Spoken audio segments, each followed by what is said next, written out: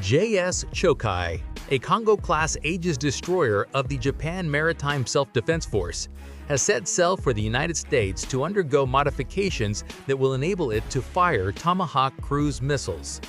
For many observers, this moment marks a turning point in Japan's military posture. After decades of restricting itself to a purely defensive role, Japan is now openly embracing long-range strike capabilities, something that was once considered unthinkable in the post-World War II era. On September 26, 2025, Chōkai conducted a Tomahawk dummy loading drill at Yokosuka Naval Base, supported by U.S. Navy personnel. This drill was not just symbolic, it was designed to ensure the crew understood the complex procedures of missile loading, safety, and handling required for the Tomahawk system. The very next day, the ship departed Yokosuka, beginning its long voyage across the Pacific to San Diego, where it will spend the next year undergoing retrofitting and intensive crew training. According to Japan's Ministry of Defense, the entire retrofit program will last until September 2026. During this period, Chōkai will be upgraded, certified, and fully integrated with the Tomahawk system. The first batch of Tomahawk missiles is scheduled for delivery before March 2026, while a live-fire test is planned for the summer of 2026 to demonstrate Japan's ability to operate its new long-range strike weapon. This step has been years in the making. In 2023, the U.S. State Department approved the sale of 400 Tomahawk missiles to Japan under the Foreign Military Sales Program. The deal, worth roughly $2.35 billion, covers 200 Block 4 missiles and 200 Block 5 missiles, along with associated systems, support equipment, and training. Initially, Tokyo planned to bring the Tomahawk into service around fiscal year 2026. But as regional tensions escalated, the schedule was pushed forward to fiscal year 2025. Chōkai was chosen as the first ship for integration for very specific reasons.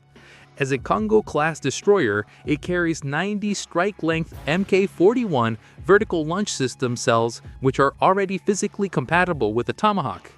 This means no major structural work is required. Instead, the modifications focus on upgrading Aegis software, adjusting fire control systems, enhancing safety protocols, and providing crew training.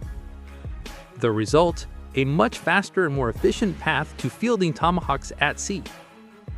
For decades, Japan's defense policy has been shaped by Article 9 of its constitution, which renounces war and prohibits the use of force for offensive purposes. The Japan Self-Defense Force was created solely for defense. But the strategic environment in East Asia has changed dramatically.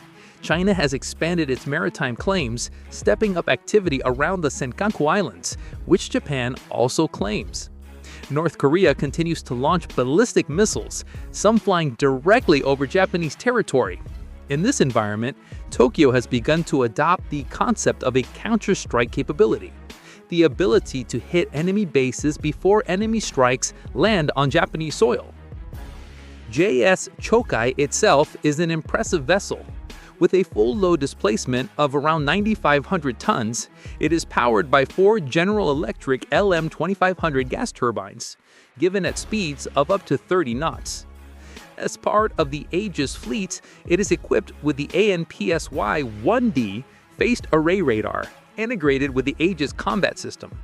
It is armed with SM-2 and SM-3 interceptors for air and ballistic missile defense, Harpoon anti-ship missiles, VLA SROC for anti-submarine warfare, a 127mm naval gun, phalanx close-in weapon systems, and torpedo launchers.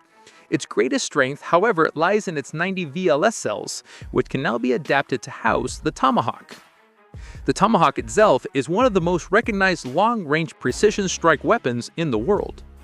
The Block IV variant has a range of around 1,600 kilometers, is guided by ENS and GPS, has in-flight retargeting capability, and can loiter over an area before striking. The Block 5 introduces major improvements, including enhanced survivability, the ability to strike moving maritime targets, and improve resistance to detection.